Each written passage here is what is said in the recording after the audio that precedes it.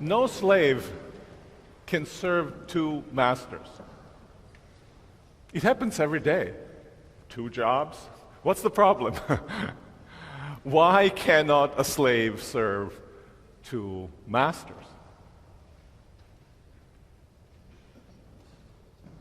What's in view here is not particular jobs that we might or might not have, but the ultimate allegiance that we give. No one can serve God and wealth or mammon. Now, that's a tough sermon to preach for a guest preacher to preach in New Canaan. So I decided to evade the challenge and take up the contrast, which here is sketched as God and wealth, or God and mammon, and transform it into, I think, no less offensive, but easier for me to preach on, the contrast between the belly and the cross.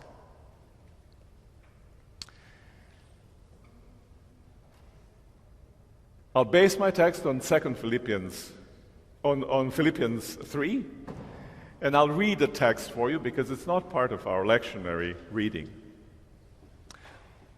Brethren, join in imitating me, writes Apostle Paul, and mark those who live as you have seen an example in us. For many of whom I have often told you, and now tell you, even with tears, many of them live as enemies of the cross.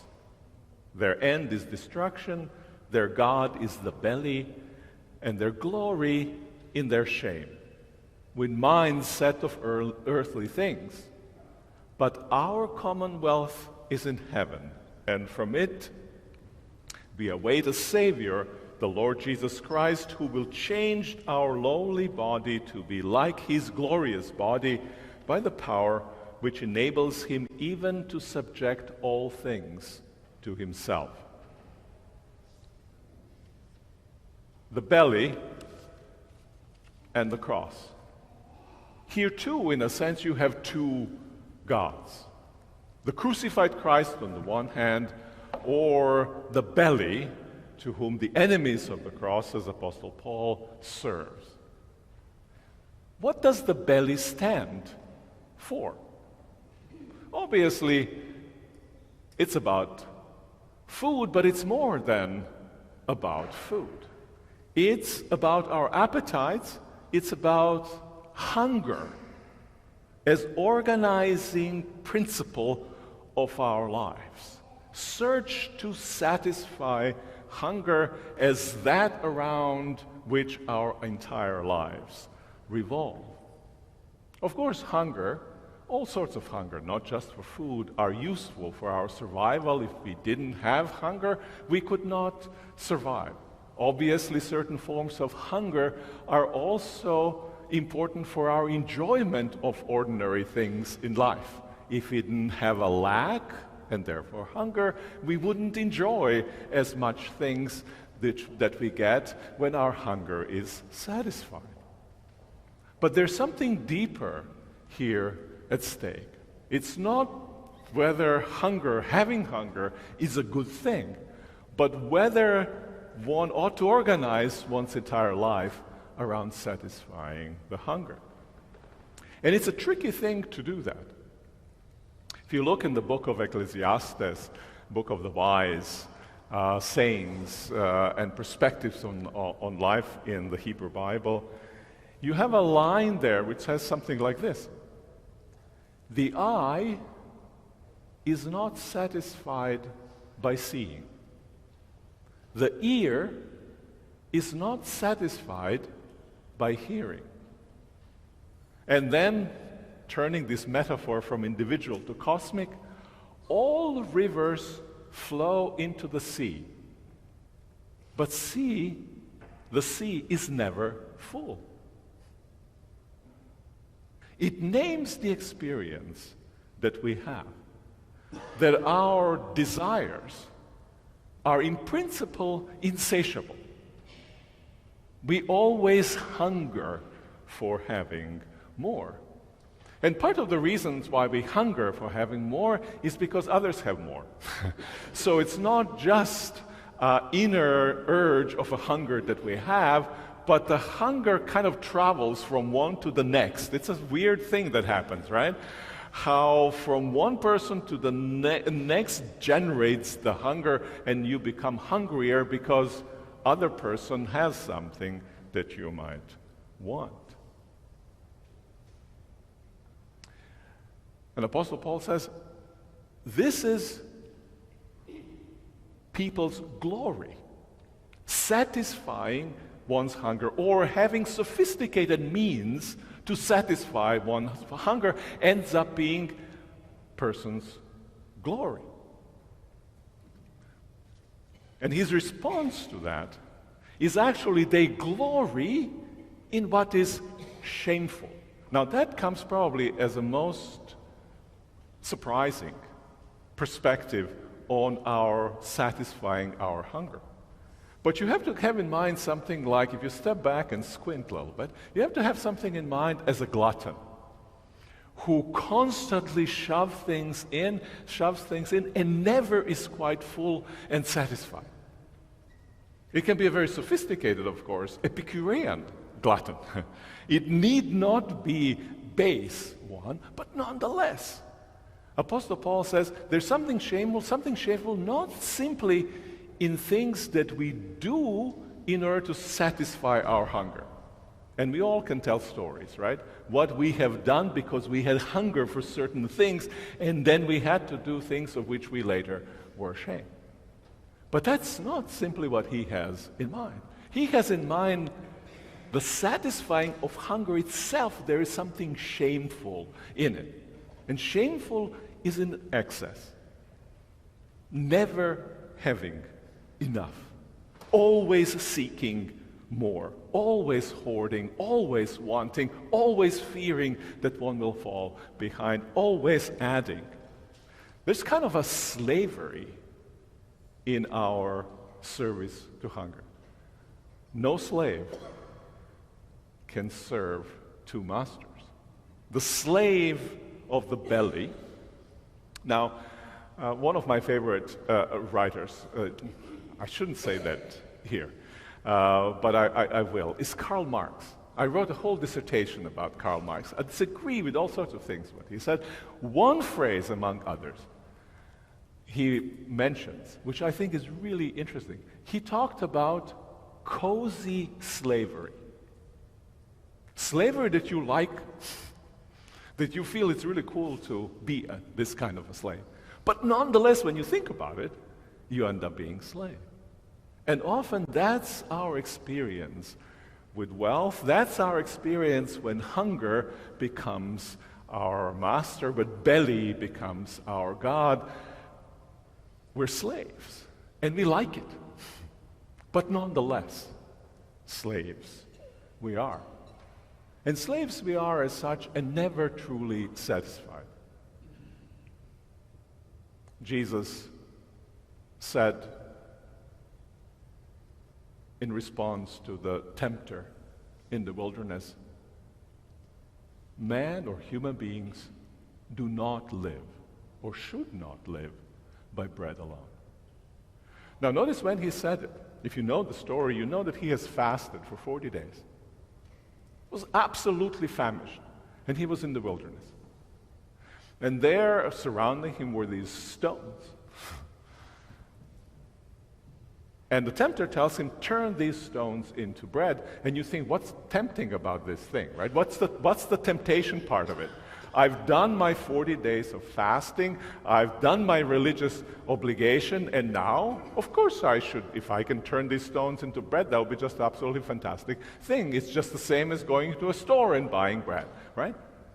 And yet it's portrayed as a temptation. So that the immediacy of the urge requires a satisfaction, and that seems to speak to the primacy of the hunger and of the belly, if you want, in our lives. And yet, when we live by bread alone, we are never quite satisfied. Yet, when we produce bread that is highly sophisticated and fantastic, we always want more and better bread, and we always think that we are not satisfied because we don't have good enough of bread. And when we live by bread alone, somebody always goes hungry even when there are mountains of bread that are wasting away. Hunger, belly, is the bad God, bad master. Apostle Paul contrasts the belly as God with a cross. A chapter earlier in Philippians, he said, "Let the same mind be in you that was in Jesus Christ. Though he was equal with God, he did not hold that equality, grasp on it as something that must be claimed and retained, but emptied himself and became a servant of others to the point of dying on the cross." He became a humble slave, but governed the life, wasn't craving. By the way, you can have craving even if you seem to have everything. That's implied in this text. He was God, but you can crave to continue to be God.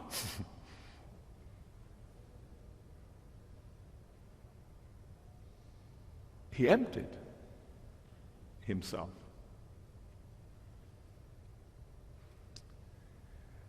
One of the most beautiful pieces of music that I know, and I know we shouldn't discuss about tastes. You will have your other options for that. But Bach's St. John's Passion is my favorite piece of music. And the beginning of that goes, the words go like this: "Lord, our ruler, whose fame in every land is glorious, show us through your passion, through your suffering, that you, the true Son of God, through all eternity, even in the greatest humiliation, have been glorified." What was the humiliation? Humiliation was his death on the cross, utterly and completely humiliating thing. And in public view. But Bach says, commenting on John's Gospel, commenting on Philippians, that precisely in that humiliation was his glory. Glory, not shame. And glory because there is kind of a fullness that gives even at the point when it seems that one doesn't have enough. It looks like a shame, but in fact is glory. It looks like weakness, but in fact is a strength.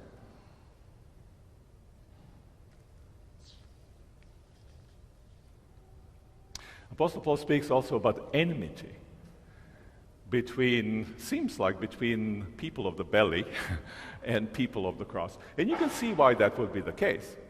If you are a person of belly, you wouldn't like the idea of the cross.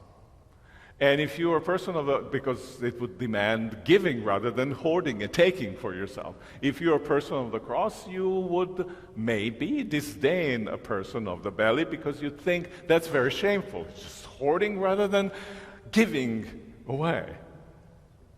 But it's interesting that he speaks of the enmity going only one way.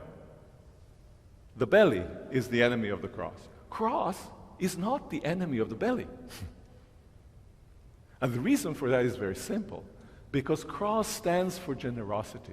Cross stands for bridging the gap that is between these two ways of being, bridging the gap in such a way that one can serve even those who do nothing but want to serve themselves and serve them in order to recall them back from a futile way of being. And now you might ask, but why should I be the person of the cross? Why should the crucified be my God? It seems to make more sense for the belly to organize my behavior. After all, I'm a fragile human being. I live only in a certain period of time. I am a being of needs and constantly involving needs. I've got to attend to this, and if I don't attend to this, I lose. Why should I be a person of giving, a person who is willing to give even when others do not return? And it's interesting enough that Apostle Paul he gives you some reason, but he thinks, or implies in the text, that actually decision about what ought to be our ultimate good cannot be made by reasons, but must be made by some deeper intuition. Nobody can reason themselves into considering something to be good, ultimately good. The only way to try is to try. And that's why at the beginning of the text, the Apostle Paul says, be imitators of me. It's not, oh, I'm going to give you all the reasons, now you're going to sit back, calculate whether those reasons fit with how your logic works, and then you decide and do it. It's actually, see this person living a life in a certain way. Try imitating them. Imagine yourself in this situation. Try walking. And not just try imaging yourself for a moment in their position. Start walking their ways. And maybe, or the bet is, you will discover a deeper satisfaction than the one by following the God you do. That's why in the church we have saints. That's the role of the saints in many ways, right? They've been imitators of Christ, and we should be imitators of them.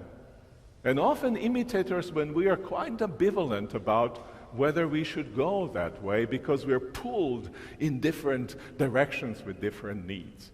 We need kind of a sense that this risk of living will be worth it. And we see that displayed in the lives of the saints. But in any case, there is a risk of living. Everybody makes a risk when we live our lives, when we take the direction of our lives. Question is, what is going to be your risk? What will you ultimately trust? What will I ultimately trust? What will you ultimately love? And what will I ultimately love? Everything's going to line up with that. Apostle Paul doesn't quite end with this follow me idea. At the very end, he speaks about the promise. And he says future belongs to the givers. Future does not belong to the hoarders. Future belongs to the people of the cross and not to the people of the belly. Just like Jesus Christ, who humbled himself and found his glory in giving, was raised into heavenly glory, so also fulfillment in this world and in the world to come belongs to those who follow the example of Christ. The belly or the cross. And it's not one-time decision that we make. Every single day, this decision stands before me. Every single day, we decide between these two gods. Ultimately, we won't be able to serve both together. Amen.